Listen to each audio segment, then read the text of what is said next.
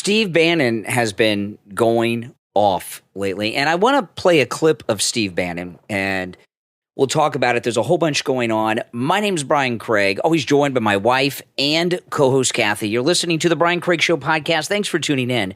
Let me play this clip of Bannon, then we'll talk about it. People associated with the campaign, people who watch this show, people out there in the Republican, listen to these pundits and listen to these pollsters right now. This thing hangs in the balance. Do not think it is a given that we're going to win in November. Every day is about your agency and your action on everybody from the president all the way down. They're not, look, they have him in a courtroom with a complete made up joke that people are sitting there going, what is this even about? Because they know lawfare works. They have him off the campaign trail, and they're going to have him off for a while. Pecker's the first witness. I'm not so sure Pecker's even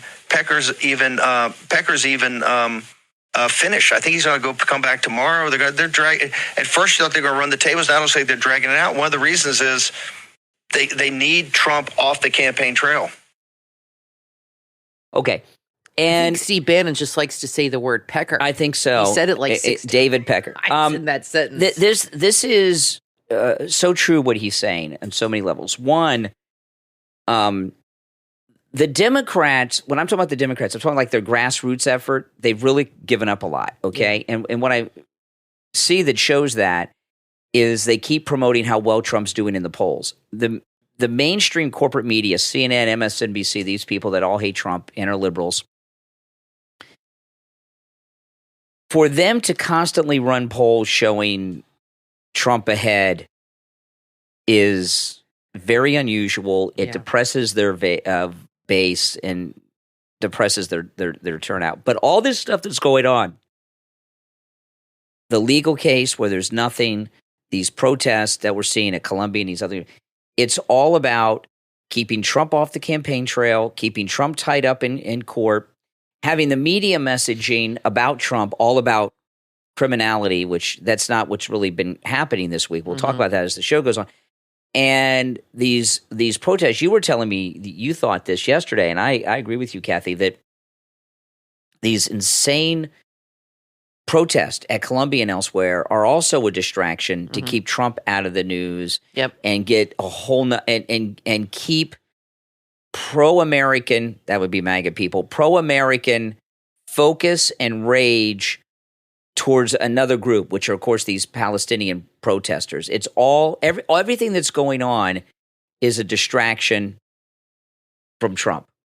Yeah, and I think it's the protests, the media is working with whoever is the reporting, George Soros is paying them, which is no surprise. It was in the Daily Mail. And I told you yesterday, I saw a clip of Piers Morgan interviewing one of the protesters. She was obviously fake and an actor. She was wearing like a weird mask and acting stupid and crazy. This is not, these people are dangerous. I'm not saying that, but they really don't believe in this cause. They're just agitators. They're paid agitators. Yeah. And I believe, and I'd said this before, that this is part of the media's attempt to not have to talk about this trial all day. And I think because the trial's not going the way they want it to go. If the trial was going the way they wanted it to go, believe me, they would be talking about it ad nauseum. But it's not going the way. There's no there. It's another nothing burger, as Van Johnson likes to say. That's right. So this is what they're doing. Van Johnson's the actor. Sorry, and he's dead. Van Jones. Sorry, I like Van Johnson. Van Jones, and so it's not going their way. There's nothing to report that fits into their agenda. There's plenty to talk about, but they don't want to talk about what there is to talk about because it doesn't fit what they want to say about Trump. Well, what Bannon, said, that is very true, and this is a warning that people – he's talking about overconfidence. Bannon's worried that MAGA people are so overconfident that they're not going to take the election I think he's seriously. Totally wrong. And I disagree with that. I don't think we're overconfident at all. I think that we're motivated. I think the protest, everything they're doing is backfiring. The protest, the trials, everything. Now, this Soros connection to these protests is being reported in multiple places. Listen to this. And this, I want, before I get into the details, I want to go through this first sentence. Okay, this is very important.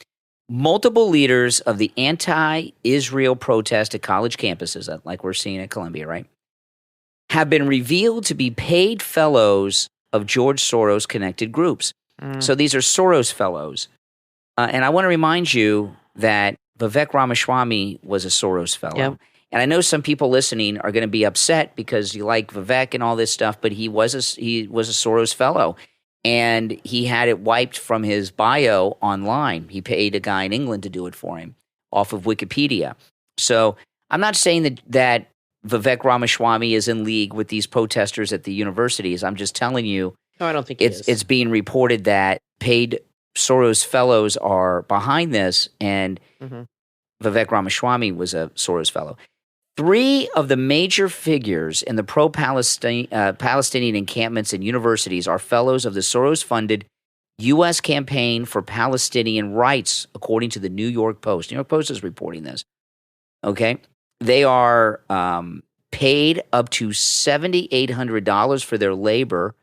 Campus-based fellows are given between $2,880 and $660 for spending 8 hours a week. Imagine this, organizing campaigns led by Palestinian organizations. Now, this is an interesting thing about this. The first Trump rally that I went to was early in the first campaign. Trump came to a venue. It was outside, kind of a small venue, not too far from our house, just a couple miles from our house. It was early on. It was one of his first rallies, one of his first in Florida, and I went to it. And I got there really, really early, and I forgot something at home. A friend of mine was there, so I came home before Trump got there, of course, to get something and went back. It was that close to our house, just a couple miles from the house. I go out to the parking lot. Everybody had gone in already, right? And there were some protesters out front, and they were Palestinian and Black Lives Matter. They had Black Lives Matter signs, and they had those scarves. Now, keep in mind, this is 2015, right? They had those scarves that have that tablecloth Arafat pattern on them that a lot of Muslims wear. You're seeing it a lot this week in Colombia. And there were about, I don't know, 6 to 10 of them. And they were in like a half circle, and they were being talked to by this guy that had a clipboard. And he was a white guy in khakis, giving them their directions, and a blue blazer. Yeah, he was giving them the directions on how they were going to do it. White guy wearing a blue blazer and khakis. And I talked about this at the time. This was like 9 years ago now, right? I talked about this at the time on the program, on the radio, on the podcast here. And that blew my mind that the thing was so some of them were dressed up as Muslim protesters. Some of them were Black Lives Matter. Is staged. Remember, I didn't think about. I thought about who the guy was, and I couldn't quite figure it out. But now I think it's safe to assume it was a Soros guy. Yep. And it was one of those fake protests. And the reason they were there, they weren't there for long. There was some media that came up, and they were there just to get in the media, to get in the papers and on television that they were there. It was totally staged, totally fake. Well, and the media works with them. Remember when Don Lemon had his cameraman pretend to be part of a protest? And then somebody tweeted CNN staging a fake protest of people holding up signs. The media is complicit in this, and they do not tell you the truth. They lie to you. They all do it. And the reason it's so dangerous is because they're manipulating people, and they're manipulating how you vote and what you think when you go to the voting booth. And that's the whole point of it, is to control who you vote for, and to control it's brainwashing, basically. So back to this article, and this is from the New York Post, about this Soros organization. They're paying, the leaders are being paid $7,800. Others are being paid $2,880 or $3,660 for 8 hours a week of organizing. This Soros-backed and paid-for organization instructs fellows to rise up and spark revolution, while specifically telling them to reject reform.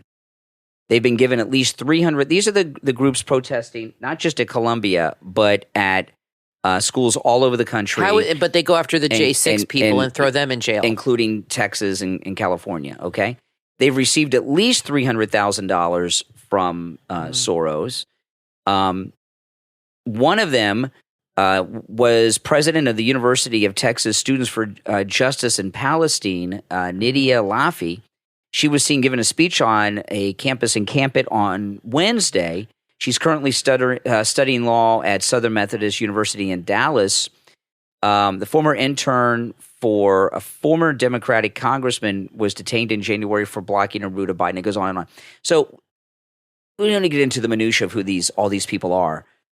Maybe another day, but not right now. It makes you think if all the Vietnam protesters, like we've talked about, were paid too. Yeah, they were. Or any large protesting group. And this goes for what's going on now, any liberal Democrat protest organization that is going on now in the past, although Vietnam, probably before, is all fake. I think so. All fake. And if, I explained this to you guys years ago, that when I found out all the gun control groups were one group, it was all fake. And maybe the abortion people. That's right. See, what the Democrats, what they do is they try to create a narrative that their positions are popular positions. The thing with the gun control, on the radio show we used to do many years ago, we used to do a lot of shows on gun control. It was a big issue when Clinton was president. And we would have people on from different groups, Million Mile March and all this stuff.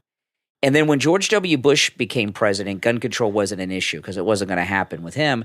We didn't do a gun control show for 8 years. And then when Obama became president, he started doing gun control. And if you remember, they went out to Walmart and stuff.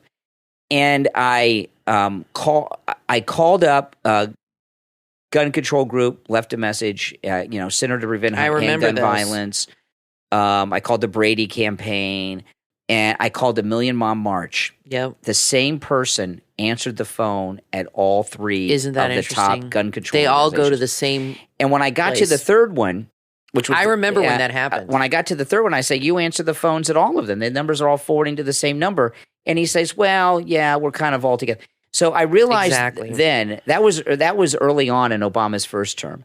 I realized then that there was no gun control movement in this country. It was all staged. It is. And was meant to look like Million Mile March stage, made to look like an organic thing. Same's going on here today. I'm not saying we don't have a lot of out-of-control students, and a lot of these are immigrants from the Middle East and all this stuff.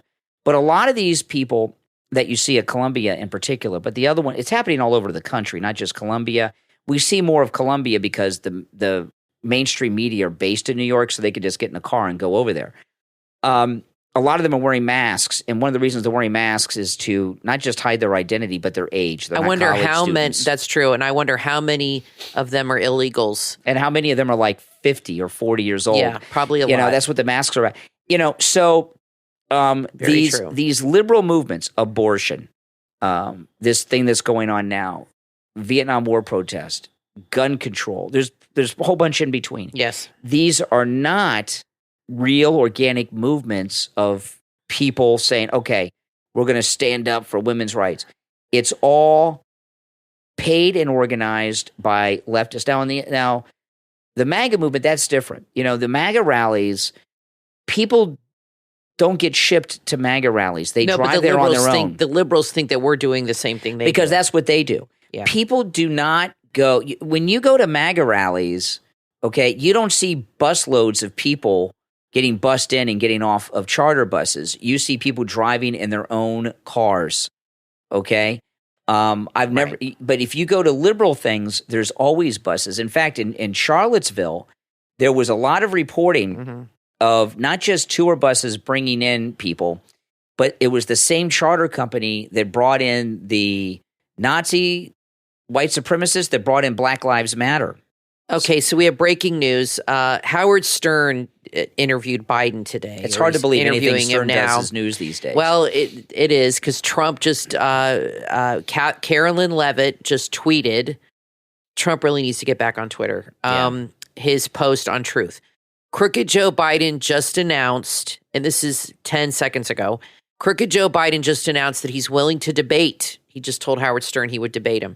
Everyone knows he doesn't really mean it, but in case he does, I say anywhere, anytime, any place, an old expression used by fighters. I suggest Monday evening, Tuesday evening, or Wednesday evening at my rally in Michigan, a state that he is in the process of destroying with his EV mandate.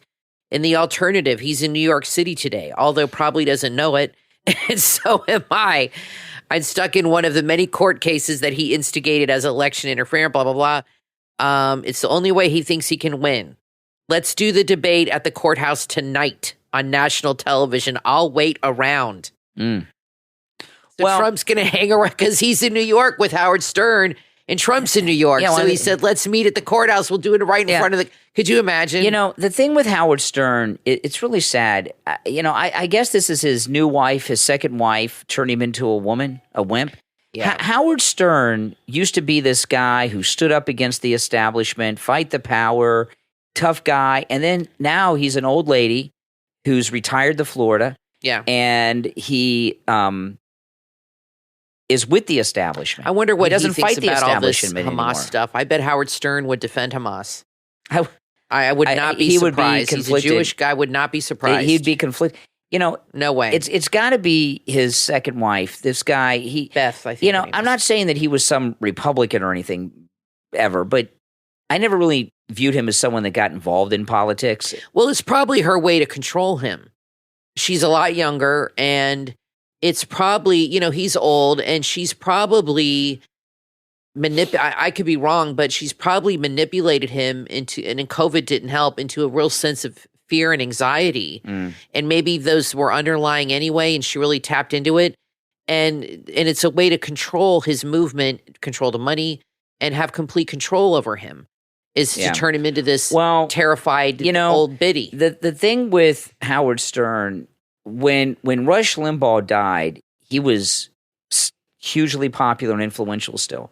Howard Stern it's hard. I never thought I'd say this, but he's a has-been. Well, he is a has-been, and you're right. This is the first time I've seen him even talked about on Twitter in a long time. But I'm going through the Twitter feed, and I do that during the show all the time, and everything is about the protesters. There is nothing about Trump and the trial, and then this is the first thing now that's being tweeted that has to do with Trump. Is that Biden said, I guess Stern asked him, would you debate him? And Biden, of course, said, of course I will. Yeah. But, let's see if that even happens. But Trump's challenging him to a debate today, which is not going to happen, obviously. I don't think he'll ever debate Trump. He'll come up with some excuse. He's not legitimate, or there's some Biden, BS excuse. If Biden got pressed to debate Trump, he would say, he tried to overthrow the government. He's an insurrectionist, and I'm not going to legitimize an insurrectionist. That's what never going to happen. And even Trump said that. He said he'll never do it. Howard Stern, if he were on the Trump train, he'd be relevant again. But when you spend your whole life saying you're not part of the establishment, his whole movie was about how he took on the establishment, and now he's become the establishment. It's sad. That could have all been an act too. That really built up his brand, and what we're seeing now could be the real Howard Stern, and that could have all just been. And the first time I ever heard of Howard Stern was when he came on MTV as Fart Man. Really, I had never heard of this guy. I had never seen this guy, but the crowd went nuts, and I was like, "Who the hell is this guy?" I had never heard of him before. Back then, he wasn't on the air, and but everybody in the audience knew who he was. I guess because he's a New Yorker. That was a New York, LA audience. Right. He wasn't on the air in Florida yet. I used to watch his television show. It was on Channel 9 in New Jersey. We used to get down here in Florida. We used to get the New Jersey channel, Channel 9. And he did a nighttime show there on the weekends. I used to watch it. He does very good interviews. In fact, I remember I'd said to you when Larry King retired that I said CNN should hire Howard Stern to do interviews, but he doesn't. He's almost a recluse. He's almost, to me, become like Howard Hughes in a lot of ways. He seems very. I think with the COVID, it made him extremely paranoid, and I think he probably doesn't leave his house. I think he's got like severe agoraphobia. Yeah, and I could be wrong, but I'm guessing his wife kind of feeds into that because, like I said, it's a way to control his movement. Now he's not out partying, hanging out with strippers, and doing all this or he could become some old Jewish biddy. I mean, that's right. Now, this was insane what happened right before the podcast here. I was checking my email, and I was contacted today by not My Pillow, another pillow company. Yep. And I was shocked at what they wanted me to do. Yeah, so this other pillow company contacted me, and they told me that they've heard my advertisements with My Pillow and asked if I would promote their pillows. Right. And they do regular pillows, they do neck pillows, and I wrote them back. I said, no, I'm with My Pillow, and pretty lucrative offer that I turned down right before the podcast because how could even if I just did it for the money, how could I tell people that something is better than My Pillow? It's not possible. The My Pillow will change your life. All the products are great, and that My Pillow mattress topper is huge. But if you don't have just a regular My Pillow, go and get yours. With our promo code Kane, you can save up to 80% off of top My Pillow products, okay? Including some great deals on all the different types of My Pillows. We sleep on the My Pillows. We have the My Pillows, the My Pillow sheets, the My Pillow mattress topper, the My Pillow slippers, the My Pillow towels, the My Pillow pet beds, the My Pillow bathrobes. I had the My Pillow weighted blanket. I gave it to someone. They have neck pillows. Our daughter just flew into town from Los Angeles. She uses the My Pillow neck pillow. Yeah, I saw that on the plane. This company, they wanted to send me their neck pillows, so I could use them. I'm like, no, I can't. I'm with My Pillow. If you have not ever slept on a My Pillow, order yours. And one last thing about My Pillow is our daughter, a friend staying here. We have on our guest beds the My Pillow sheets, the My Pillow mattress toppers, and the My Pillows. They love it. If you have a guest bed, a guest room, and you have guests, you want to have that bed set up with all the My Pillow products, and you can with great deals with our promo code Kane at checkout, Kane at mypillow.com. You want your guest to have a great night's sleep when they're staying with you. If they don't, they'll tell everybody what a rotten sleep they had. And the bed in our guest room is not a fancy bed. It's not a fancy mattress, but it's got the My Pillow mattress topper on it, and it's a comfortable luxury mattress fancy. now. Exactly. That mattress topper turns it into a luxury bed. I didn't tell you. I just got a message from a listener who said they had an 11-year-old mattress, and they bought the 3-inch topper, and they said it's like brand new. Wow, that's amazing. 11-year-old mattress. They said it was drooping on the sides, and they got the topper, and it's like a brand new mattress. Yeah, now. And the mattress topper comes in all mattress sizes. So listen, go to mypillow.com, use our promo code Kane at checkout, Kane. When you do that, you're going to get great products, great night's sleep. You're supporting this program and all my content. And I was shocked that this other company contacted me to talk about them. I think I'm going to drop My Pillow for you guys. Are you crazy? I'm not going to ever sleep on another pillow other than a My Pillow. Promo code Kane at checkout.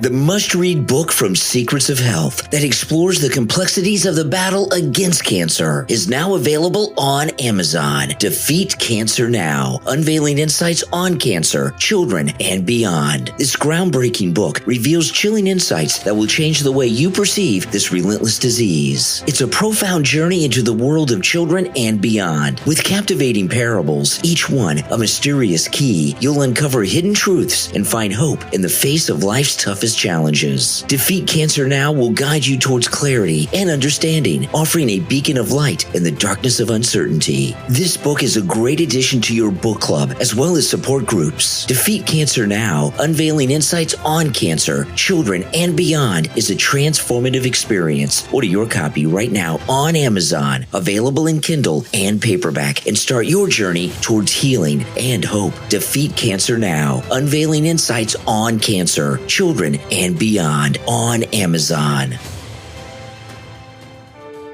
Add a touch of uniqueness to your life with Gino Concept on Etsy, the home of the finest handmade goods and gifts at great prices. At Gino Concept on Etsy, you'll find a world of handmade treasures and one-of-a-kind creations that will elevate your style. They have everything you're looking for: home decor, phone cases, bags, shoes, clothes, and that's just the beginning. Gino Concept on Etsy has something special for every taste and every occasion. Whether you're treating yourself or searching for the perfect gift, Gino Concept on Etsy is sure to impress. Start shopping right now online at genoconcept.etsy.com and experience the joy of owning something truly extraordinary. genoconcept.etsy.com, where creativity meets craftsmanship. genoconcept.etsy.com. Selling your property can be so stressful, but it doesn't have to be. With ProInvest Properties, you can say hello to hassle-free sales. They buy houses anywhere in the UK, and it's so easy too. All you have to do is send them a quick video walk around of your property, and within just 1 hour, they'll send you an offer right to your inbox, no matter the condition or if there's a tenant. They're experts in every area of real estate transactions: buy to let, acquisition, sales, and management. They work with all types of properties: residential, commercial, and investment properties. Don't waste another minute stressing about selling your property. Whether you're a seasoned investor or a first-time seller, ProInvest Properties has your back every step of the way. Visit proinvestproperties.co.uk. That's proinvestproperties.co.uk. ProInvest Properties, where selling your property is as easy as 1, 2, 3. proinvestproperties.co.uk. You are listening to The Brian Craig Show podcast, broadcasting from sunny South Florida. Brian is joined by his wife and co-host, Kathy. Follow Brian on social media at BrianCraigShow.com. And now, Brian and Kathy. This idea of Biden debating Trump, because he told Howard Stern he'll do it. He doesn't know what he's talking about. Well, Biden. you know what? It's all over Twitter, so I think there's going to be a lot of pressure. Well, by the time that comes around, it's going to be a long time. The conventions are over the summer. It's months away. There's no way Joe Biden is debating anyone. You know, when the last time he debated was in the Democrat debate 4 years ago, and he couldn't even handle Kamala Harris. If you remember, in the first debate, Kamala Harris completely wiped the floor with Joe Biden. That's true. She brought up everything Kamala Harris brought up about him was true. His racism, his support of segregation, a bunch of things.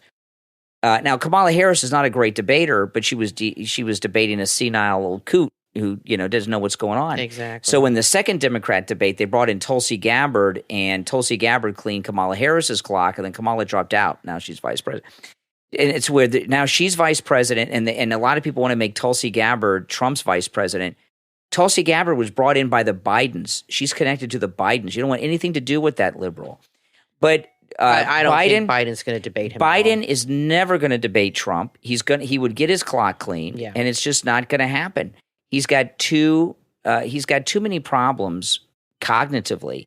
You know, if you go back to the last debates and that in the last campaign, he was normal so far as alertness compared to now.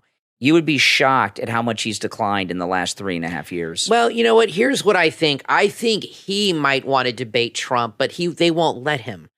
I'm sure he's so out of it. He probably thinks, he also said he wished he knew Trump when they were kids and met him on the street. Whatever that means. There he goes, but he might be so out of it. He might be like, let me debate him. I could take him. I could this. And his handlers are telling him there's no freaking way we're going to let you get on a stage with this guy. But if he caved into the pressure and they did it, it would be so highly controlled by the press. And that's why Trump wants to do it spontaneous in front of the courthouse. Could you imagine? That would be like historic. Never going to happen. But anyway, we'll see. I'd like to know if you guys think that Biden will cave into the pressure and debate Trump. I'm really kind of surprised Howard Stern asked him that question because, that's you're kind of put on the spot. Like, what's he going to say? No, so he was kind of put on the spot and answered it.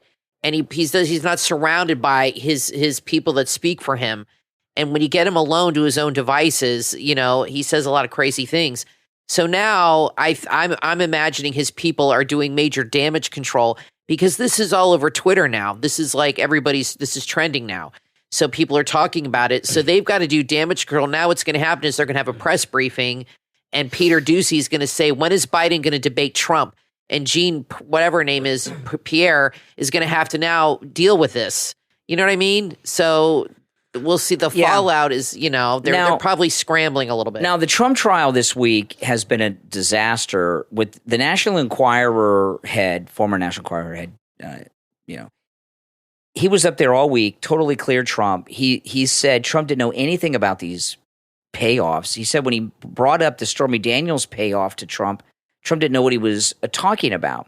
And they've created this thing that catch and kill is somehow a crime. It's not.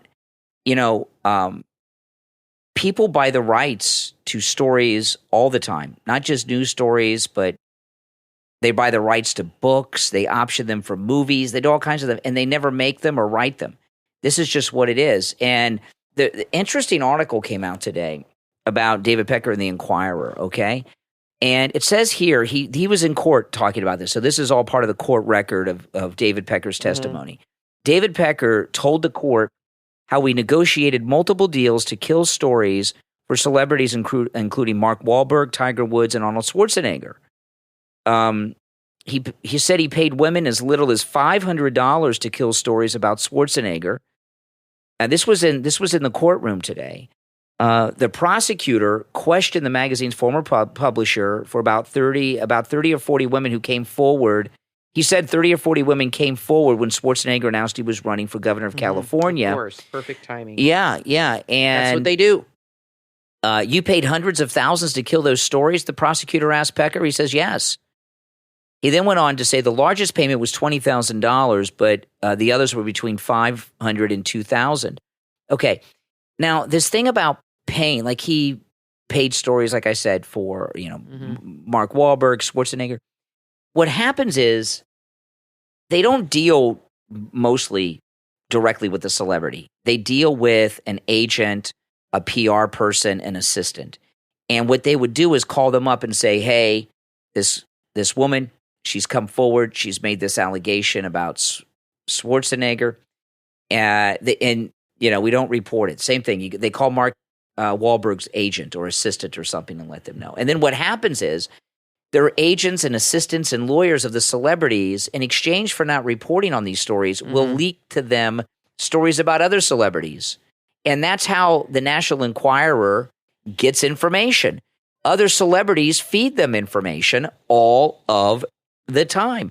I was telling... I don't know if I'd spend hundreds of thousands of dollars on squashing for one person. That seems excessive to me. I think there's more to it than just hopefully possibly getting a story in the future. I mean, how often do they write about Schwarzenegger? I mean, they protected him. Obviously, that maid thing, they probably knew about that for years, his illegitimate son and all that. I think there's more to it, and I'm wondering if Schwarzenegger somehow gave him the money to squash these stories, or there has to be more of a quid pro quo than just the possibility of future stories. Arnold Schwarzenegger is not written about that much in the tabloids, so either and I don't care how good of a friend you are, you're not going to spend hundreds of thousands of dollars protecting a friend over this unless it's your very best friend in the world. Yeah. So he got something else out of it. There's more to that story, but this is how the media works. They squash stories all the time, and they push lies all the time. They protected Hunter Biden. That when they found his laptop, that was a big mess for the Democrats. And even the 80 people in the State Department lied and said that it was Russian disinformation. Without even looking at it. They signed a form. Without even looking at the laptop. Yeah. And then they had to come out and say, oh, it really was his laptop. I mean, they lied to everybody, people in the government, people in the media. They do this all the time, and they're going after this guy for tabloid news, for gossip. I mean, this is ridiculous. The media is actually lying about important things about the president's son. They're protecting him and important things and information on a laptop, but that's okay. But protecting celebrities, and I know Trump was president when some of this happened, but a candidate. But most of this stuff came out before he became president. It has to do with just affairs and things like that. Nothing with secrets or anything. Like government with secrets. The media, all of the media outlets are against Trump, except the Inquirer, which isn't even really media. It's a tabloid. They don't even have a website really, with their stories. Exactly. It's still print, and the Inquirer is the only, and I don't agree with people that the Inquirer is not credible. They have a lot of stories that are very credible. The John Edwards love child with the campaign worker. During the O.J. Simpson trial, the National Enquirer was one of the leading sources of news and information because they buy stories. That was, I read, an 18-month investigation. They followed him around. Mm-hmm. So the National Enquirer does do investigative journalism. They vet stories and things.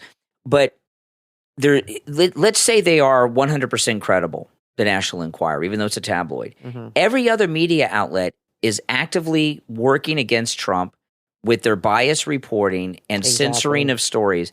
There's one that likes Trump, and it's a crime because one out of the million newspapers and media outlets like him and help him. They should help him. Everyone else is against him. And this thing about catching and killing stories, we talk a lot about media bias. Media bias is not just a liberal spin on the story. Most media bias is in the decision not to publicize a story. Mm-hmm. And there's a lot of things that go on in the news, a lot of things that happen that the media don't report on, okay? I'll give you a great example. This story was reported last year by the Gateway Pundit. They had some sources on this. And this week, the judge unredacted the documents and made it public and confirmed it. Judge Cannon, in the documents case here in Florida, she released some unredacted papers from Jack Smith. Jack Smith and his team tried to bribe the defense counsel for that valet, and it was Trump's co-defendant. They were dangling a federal judgeship over his head if he would betray his client and coerce his client to do things that they wanted to do against Trump. This is the judge in Fort Pierce? Yeah, the Cannon, the documents case. So what's going to happen with that? That's illegal. The media are not reporting that story. Not. The mainstream media are sitting on that story now, and that's killing a story. They have caught and killed a story because it doesn't fit their agenda. Are they committing it's journalistic malpractice, but is it an actual crime? Not only do they cover stories, but they create news, and that's what I think a lot of these protesting things are, because they're happening on all these college campuses now, one after the other. So they create news. They have to have something to report on. They have to have something to distract you and give you something to talk about at the water cooler. This is how they think. So they don't want to report on that, on Jack Smith or Trump's trial being a big flop. So they were like, well, we need something. So they create this, the violence and protesting and all this stuff. It's like Antifa, the Summer of Love, and they're doing it now. And whenever something like that goes on, you need to ask yourself, what are they trying to hide from me? Yeah, I'll give you an example of something that's going on right now. This thing about Trump sleeping in court. We were watching this morning when I got off the air. I came home, and Kathy and I most days will have lunch together. I'll get off the air. I'll have to, maybe a meeting or two with sponsors or something from the radio station. And then Kathy and I will have lunch together, usually at home. I'll pick up lunch and bring it home or something. And we were having lunch in the morning because I get up so early. We have lunch like at 10:30 in the morning. Okay. And we had the news on, and they had still photographs of Trump with his eyes closed in court. Very high resolution. They are taking digital photographs in the highest speed they can, and they're catching him blinking. And then they show the sketch artist that they have, the courtroom artist. He's awful. And this guy, I can draw almost that good. And every picture they show that the courtroom sketch artist drew, Trump's eyes are closed. Yeah. And every picture. They understand these are devious people. More history than you know is written based on news accounts. If you go and read a book about the gunfight at the OK Corral, 80 to 90% of the information was obtained from newspapers of the time. Yeah. Okay? The media are creating a narrative and a false history at the same time that Trump's asleep in court. They know this trial's historic, so they're making sure that it's documented that he's out of it and asleep. And that's one reason. Another reason is they're trying to equate his health, his cognitive ability, his energy level with Biden's. It's so hard because why is that not a crime? No. They're creating a false story about Trump sleeping in court. That's what they do. And we all watch Trump. Like, he does his rallies on the weekend. I'm tired and ready to go to bed after the first one. And he does 2 or 3. I don't know. This guy's got, he is not a mortal man. We all know he's not sleeping in the courtroom, okay? But the media are crafting that message. And when Joy Reid was in there the other day, we were talking on the last show, it was the first time she had seen Trump in person. All she talks about is Trump. And she never went to any event he was at. She's even wearing her hair like Trump. I think she's got a sick obsession with him. And I think she's, attracted to the guy. Now, this is crazy, Kathy. Joy Reid, she's out of her mind. I'm not even going to set this up. She's going to tell you something that she does. Okay, listen to this. This is on her show this week. She's got a couple guests on. They're talking about the Trump trial, and then she drops something which is just weird. Joining me now is the aforementioned Andrew Weissman, former FBI General Counsel, MSNBC legal analyst, and co-host of the Prosecuting Donald Trump podcast, and Timothy Hayfie, former lead investigator for the House January 6th Select Committee. I forgot my copy of my book. I always bring the Trump indictments book everywhere I go. And I take it around like Trump takes his pretend Bible that he wrote open to. Okay. She takes the Trump indictments around with her everywhere she goes. She's walking around with these. What do you mean? It's in a book or something? It's a book about the Trump indictment. Yeah, it's like, listen to this. Of the Prosecuting Donald Trump podcast, and Timothy Hayfie, former lead investigator for the House January 6th Select Committee. I forgot my copy of my book. I always bring the Trump indictments book everywhere I go. And I take it around like Trump takes his pretend Bible that he... Wow, my Trump indictments book. So I don't know if it's like a book somebody wrote or is it like a binder? The guest she has on. The Prosecute Trump podcast host. She has an absolute, and a guy from the J6 thing. She has an absolute obsession with Donald Trump. It's a sick obsession. I don't think is there anybody else that's more? Maybe Kellyanne Conway's ex, George Conway. He's another one who gave almost $1 million to Biden. Yeah. It is amazing to me. I don't think I've ever let somebody have that much control over my life where I was giving so much money. Maybe George Conway's got all that kind of money, or talking about him and carrying books around. And I promise you, carrying books of the indictments around. She probably takes in the bathroom with her too. I promise you, Donald Trump is on her mind, her thoughts. Yeah. Come and speaking about him 99. What do you think that is? 99.9%. What do you think that's about? Why do you think Joy Reid and Rachel Maddow are Joe Scarborough had that incident with the wife, okay? We understand that.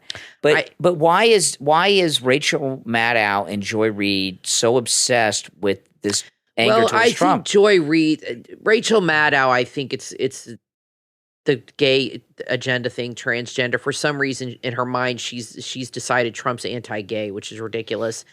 And I think I think she really says a lot of things just to get invited to the Hamptons and hang out with her elite friends. Yeah. But for me, Joy Reid, and you're going to think I'm nuts, I think she's got a thing for Donald Trump. I really do. She's got that Trump hairdo. She's got the hairdo. I think she is sexually attracted to him. Really? I don't think she'd ever admit it, but I think there is something in him that she is sexually attracted to, and it disgusts her that she feels that way because he's a white man and he's conservative. He's everything she's against. There is no other explanation for me for her obsession with Donald Trump, her obsession with white men and white people. She just hates. Yeah. But I tell you, if I was her husband, I would, because I promise you she talks about Donald Trump at dinner and probably during foreplay too, if she's having sex with her husband. If I was her husband, I would be like, look, I'm tired of hearing about this guy. You talk about him nonstop. I mean, she probably, if she talked in her sleep, you'd be hearing Trump. Trump. I got a little different analysis I think on she's that got than the hots for him. On the two of them. But I'll tell you, Joy Reid and I have one thing in common. She's a big Star Trek fan. And before Trump came down the escalator, I saw her interview George Takei once. I've seen her on television talking about Star Trek. She knows Star Trek like I know Star Trek. And she's a big lover of Star Trek. Doesn't make her cool.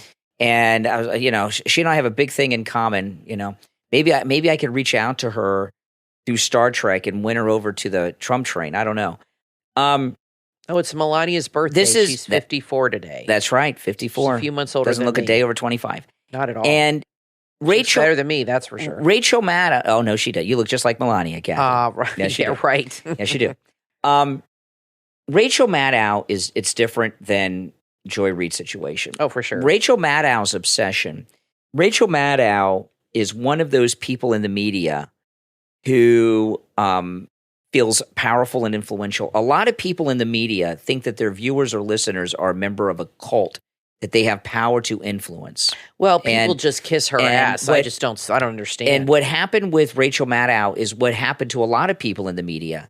They worked in 2015 and 16. They worked very hard against Donald Trump, and they all lost. And what they lost with that, in their view, was very humiliating because it showed they have no influence. And that's how Rachel Maddow is. And Rachel Maddow spent 2 years promoting that fake Russian dossier that was totally debunked. She's humiliated from that. So her major obsession with Trump is the humiliation over the Russia thing. That's why she's not even on her own show 5 nights a week anymore. True. She had a breakdown. Yeah, I agree. Joy Reid although Joy Reid went to Harvard, right? Yeah. You know, she's got a bachelor's. So Maddow needs to be vindicated. Yes. Joy Reid, when I was in college, I took anthropology, and I'm not suggesting that this is true because I had this liberal jerk as an anthropology professor. Everybody has to take anthropology in your first 2 years. It's one of those required social sciences. Yeah, well, you got to take like anthropology or I took humanities or humanities and stuff like this. I took anthropology with this liberal jerk. I don't even know what anthropology is. What is that the study of? It the study of hating whitey is what I learned. I had this racist professor. But I know what sociology is, but yeah, I took sociology too. I don't know exactly what anthropology. I know ology is the study of. The one thing I remember from my anthropology class in college is this. It's the only thing I remember from it, Kathy. My anthropology professor said that you are, for your entire life, whatever class you're born into. Okay? If you're born wealthy, upper class, blue blood, that's what you are, and that's what you'll always be. If you're born poor and you are worth $1 trillion, you'll never be in that upper class. You'll still be in the poor class. You're in the class in which you were born in. It's a very British attitude. And yeah, right. But that's what this professor. So Joy Reid doesn't. I've watched her a lot over the years. Joy Reid doesn't feel like she belongs in the liberal media elite that she works among. So she's trying to always find acceptance with them. She does that through her Trump hatred. She uses the race card as a shield to protect her from getting fired because she feels she's incompetent and not up to. She's got that. Was that imposter syndrome? She has imposter syndrome. So she uses race so that they can't fire her because they don't want to be this. But her main thing is she feels like she's not in that liberal media elite class. And maybe that's so why she bashes Trump to try to be a part of it. Maybe that's why she. Well, the racism is protection, so they don't fire her. Well, true, but maybe she bashes white people all the time because she, deep down, feels that, like you said, she's rejected by them or not good enough. Who knows? Well, listen, I mean, he was right. We're going to take our break, and when we get back, there's a lot more to talk about. Are you and your family prepared for the unthinkable? Picture this nightmare scenario where a nuclear catastrophe suddenly strikes. It'll alter life as we know it in an instant. But there's a guide designed to not only arm you with the necessary survival skills, but also to ignite within you the resilience you will need to flourish in a post-apocalyptic era. After the Meltdown, from author Jordan Mitchell on Amazon. After the Meltdown, from author Jordan Mitchell, is a comprehensive wilderness survival guide that is your key to thriving in the face of adversity. In this must-read book, you'll learn how to secure water, food, and shelter in the harshest of environments. Gain practical advice from real-life stories of resilience that will guide you through the toughest situations. Learn how to overcome physical and mental challenges with resilience and ingenuity. Rebuild communities and foster sustainable living. Preserve the environment for future generations, as well as find hope and purpose in even the darkest of times. Don't wait until it's too late. Order your copy of After the Meltdown from author Jordan Mitchell. Available on Amazon and Kindle, paperback, and Kindle Unlimited. And face your future with confidence. After the Meltdown from author Jordan Mitchell, your ultimate survival companion on Amazon.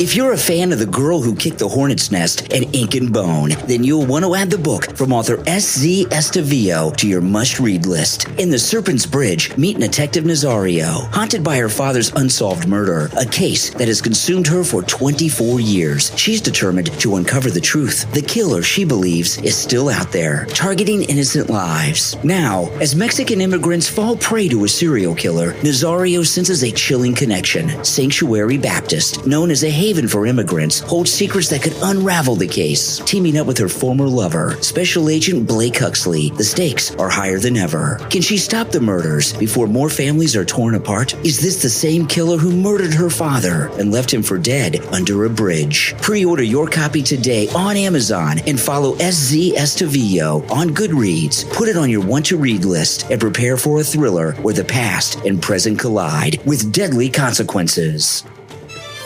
Men, are you tired of looking tired? You can turn your tired eyes into a vibrant and refreshed look with a specially formulated under-eye cream for men at Amazon.com/shops/Meditati. That's Meditati. This anti-aging formula is designed to repair and protect your eyes against the common signs of aging. Dark circles, puffiness, and those pesky crow's feet, gone. With Meditati, you'll say goodbye to those tired eyes and hello to a youthful appearance. It's packed with peptides, vitamin C, jojoba oil, green tea, CoQ10, and other essential ingredients. This formula will keep your under eyes bright and refreshed. It also keeps your skin hydrated with the highest quality natural and organic ingredients. It's crafted by skincare experts, and this non-greasy, lightweight formula absorbs quickly and efficiently, nourishing the skin around your eyes. So if you're tired of puffiness and wrinkles, go right now to Amazon.com/shops/Meditati. That's Meditati. Don't miss out on this chance to give your eyes the care they deserve, because you and your eyes deserve it. Amazon.com/shops/Meditati.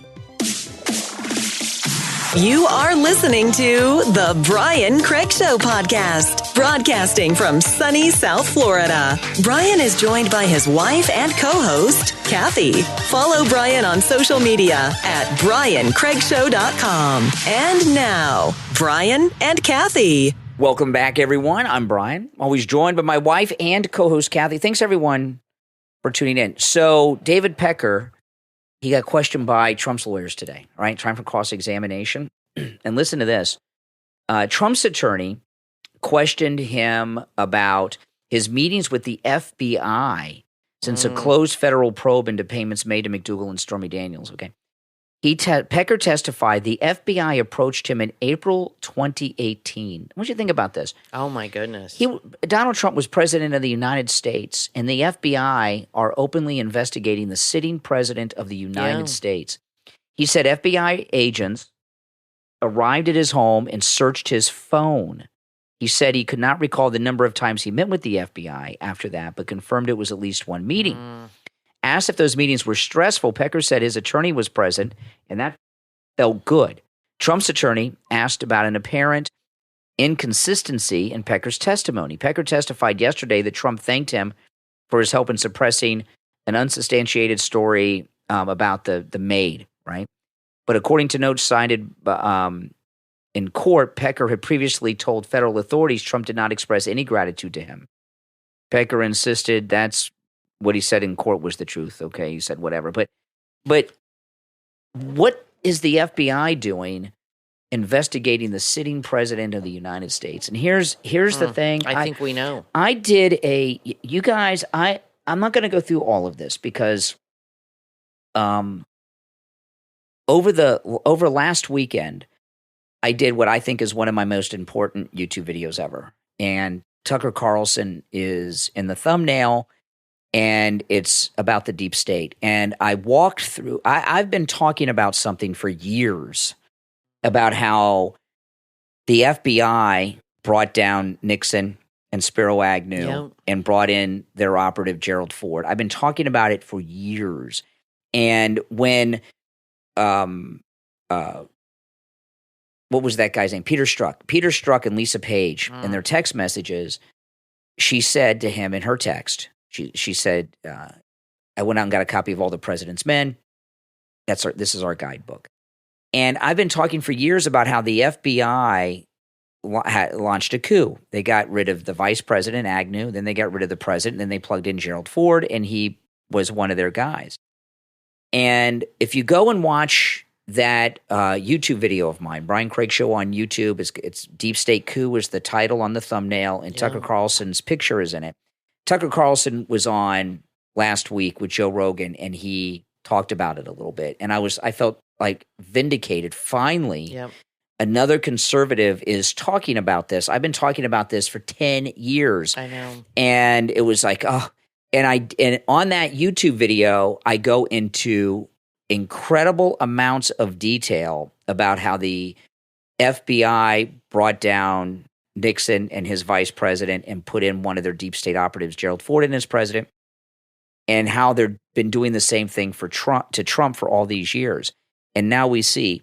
And this is something I've realized. That's the secret government. The FBI are the secret government. Yeah. The FBI very specifically has been running this country for decades. Yep.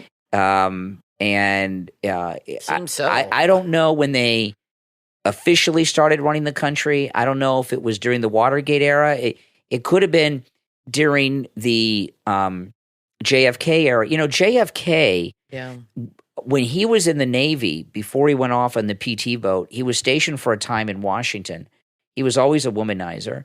And he was hooking up with this woman in Washington when he was stationed there in the Navy. She was a Nazi spy, okay? And many people thought that, and Hoover knew about it and investigated it at the time. Remember, his dad was the ambassador to England and all that stuff, so he was very connected back then. Hoover was investigating JFK back then when he was a young man in Washington in the Navy. I think it started with Hoover. So, well, Hoover always ran the FBI. So I don't know if it started, Hoover's control, the FBI control started with JFK or if it started before that. But certainly since JFK, because he had so much dirt up until now. Who was president when Hoover took over, started with the FBI? He took over, he goes back to Woodrow Wilson, okay? When Hoover graduated college, he immediately was working for the government. So like 1917 until the 70s. And he was always working for investigative bodies before there was an FBI, formed the FBI. So, you know, but regardless, the FBI has been the secret government controlling everything for a long, long time. And whoever in the FBI was investigating a sitting president of the United States, they should be arrested. Well, I read in the New York, we get the New York Post now at home, and I read the New York Post article, which, you know, I guess goes a little more in depth. That's a good newspaper. They have good articles by Miranda Devine and Turley.